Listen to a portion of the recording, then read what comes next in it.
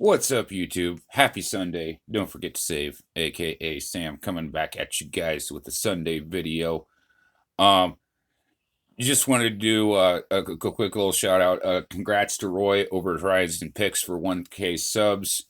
I'll drop his link in the description below. I didn't get to go to his stream the other night, man. I am freaking wiped. Been a really rough week. Just been trying to struggle through it and kind of wiped out. So anyway, with all that said, guys, if you guys like my comment, drop me a like, leave me a comment.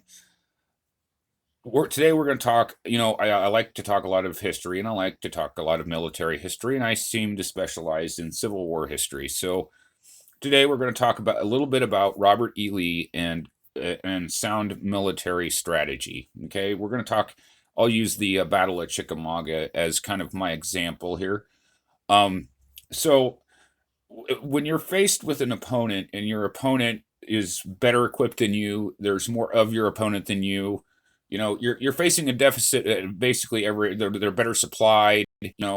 All these things you got working against you, right? So, how do you offset that? How do you give yourself to use a boxing reference, a puncher's chance in a fight, right? Well, what Robert E. Lee would do, like he did it at the Battle of Chickamauga, and he did it several other battles as well. But this is the best example that I'm giving you I can think of. If you guys can think of another one, leave it in the comments below. Anyway, so what Robert Lee would do is he'd take what he did at Chickamauga is he took his main force of troops, right, and he positioned them in a defensive position in front of his the opposing force.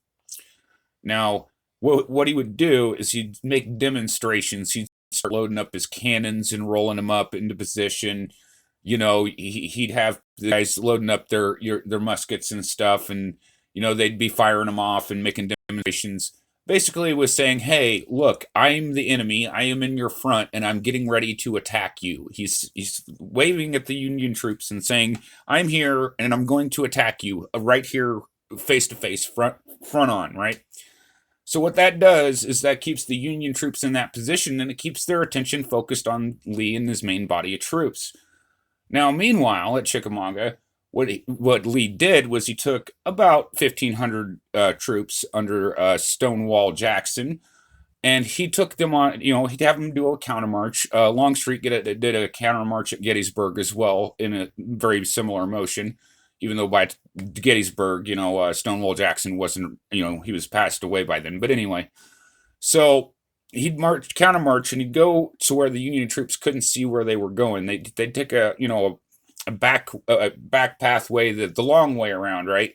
So the Union troops couldn't see these troops, and they'd use, if there was woods nearby, they'd use the woods to kind of screen their maneuvers too. Well, this is what Jackson and his troops did. And sometimes you'd have to march 15, 20 miles in a roundabout way to get to your destination and surprise the opponent. So Lee and his troops, they go and, they walk for a long time. And meanwhile, Lee's keeping the Union force occupied, saying, "Yeah, look, I'm going to attack you." Jackson's troops came storming out of the woods on the Union flank. I can't remember which side of the flank he hit, but he hits the Union flank. And to quote of how it was termed, he rolled the Union line up like a, quote, wet blanket with 1,500 troops because they wasn't expecting Jackson to be there at that point. They were occupied with Lee in their front. So what Lee essentially did is he took one hand and he kept their attention. He took the other hand, reached around behind his back, came through and cleared the field of the opponent, or the troops that were in his front. This is now, you say, "Sam, how does this apply to modern times?" Well, a lot of things that I do is with that in mind. My YouTube is kind of like that. That's me saying, "Hey, look, I'm in your front. I'm going to attack."